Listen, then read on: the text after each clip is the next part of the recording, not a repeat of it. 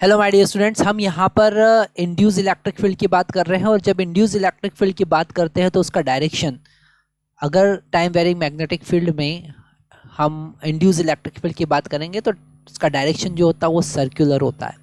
Okay, और circular induce electric field और वहाँ पे कोई चार्ज मतलब कि सर्कुलर फोर्स मतलब कि टॉर्क, है ना। तो वहाँ पर हम टॉर्क की बात करेंगे, रोटेशनल मोशन की बात करेंगे। उसी से रिलेटेड हमारे पास में फिर से एक क्वेश्चन है।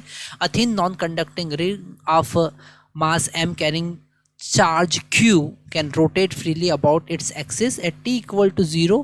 The ring was at rest. No magnetic field was present, है ना। मतलब स्टार्टिंग में ये जो रिंग रखा हुआ था कोई मैग्नेटिक फील्ड प्रेजेंट नहीं है। देन सडनली हमने अपवर्ड डायरेक्शन में मैग्नेटिक फील्ड, इसके प्लेन के परपेंडिकुलर डायरेक्शन में मैग्नेटिक फील्ड अप्लाई किया, स्विच ऑन किया तो वो घूमने लगा। तो एंगुलर स्पीड कितना उसको मिलेगा वो हमको फाइंड करना है। तो सबसे पहले हम अगर इंड्यूस इलेक्ट्रिक फील्ड की बात करें तो इंड्यूस इलेक्ट्रिक फील्ड को फाइंड करने के लिए हम यहाँ पर फैराडेज लॉ का कॉन्सेप्ट लगाएंगे, जैसे कि हमने पहले भी कॉन्सेप्ट यूज़ किया है कि circulation of induce electric field is equal to minus a into dB by dt, ठीक है। और यहाँ पर इसे हम लिख सकते हैं E into two pi R, E into two pi R is equal to minus A into D B by D T, ठीक है।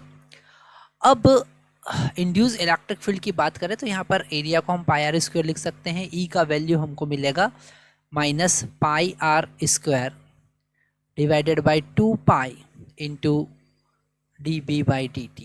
तो आर से आर यहाँ पर कैंसिल हो जाएगा, पाई से पाई भी यहाँ पर कैंसिल होगा और इंड्यूस इलेक्ट्रिक फील्ड हमको मिलेगा minus R by two into D B by D T, ठीक है। ये इंड्यूस इलेक्ट्रिक फील्ड हमको मिला। अब इसकी हेल्प से हम फोर्स फाइंड कर सकते हैं। तो फोर्स यहाँ पर कितना होगा, Q इंटू ई, मतलब कि Q into R by two D B by D T. हमको केवल नेगेटिव साइन यहाँ पर यूज़ नहीं कर रहे हैं क्योंकि वो बता रहा है कि इंड्यूस इलेक्ट्रिक फील्ड का डायरेक्शन अपोजिट होगा, ठीक है। अब यहाँ पर हम टॉर्क फाइंड कर सकते हैं। टॉर्क होगा force into perpendicular distance that is radius R, है ना। तो हम यहाँ पर रेडियस आर, स्मॉल आर यहाँ पर यूज़ कर रहे हैं। फोर्स है हमारे पास Q into R divided by two into D B by D T into radius R, ये मिला टॉर्क, ठीक है।